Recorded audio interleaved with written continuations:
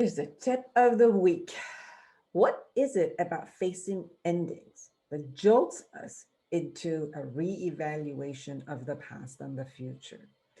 I've been talking to clients and colleagues about facing endings this week.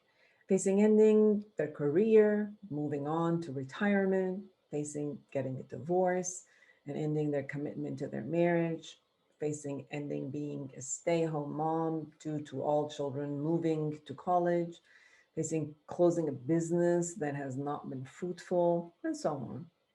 It doesn't matter if the ending of a phase of life is due to a natural positive growth or it is due to a disruptive negative consequence. There's still a common process. Some resist the process and go through it with anxiety and agitation, while some go through it as an observation, what was and what is to become. As I spoke with someone who is facing retirement and shared reevaluating the vision of his future, the last 10 to 20 active years of his life, completing his responsibilities and going around the world, he no longer needed to consider anyone else. He saw it as his right to move on and do what he wants to do, whether his wife joined him or not. I spoke with a young woman who's getting a divorce. She shared the vision of herself as a powerful woman who wanted to be a great mother and reevaluated her fantasy about marriage and her criteria for decision making prior to her first marriage. Talking to a man who wanted to close his business after several years as he reevaluated his myths about having a business and what he learned that he can use in his life.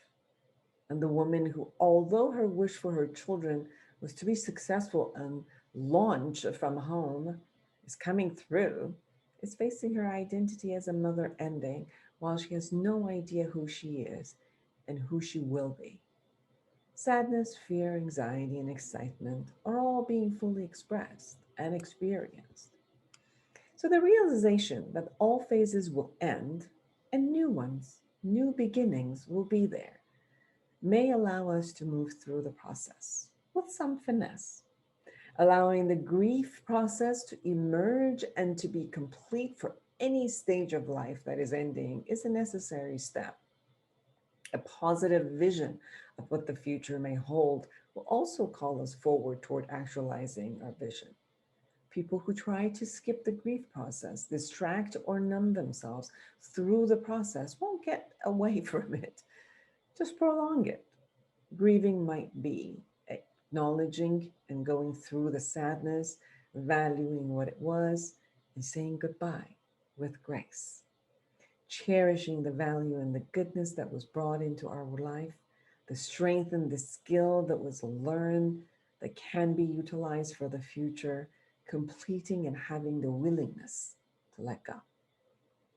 Most times, the process of letting go and grieving can be side by side with the process of moving forward toward the vision of the next phase of life. Asking yourself, what is next for me? What is my passion? What is it that I have not done and always wanted to do? What is left for me to learn?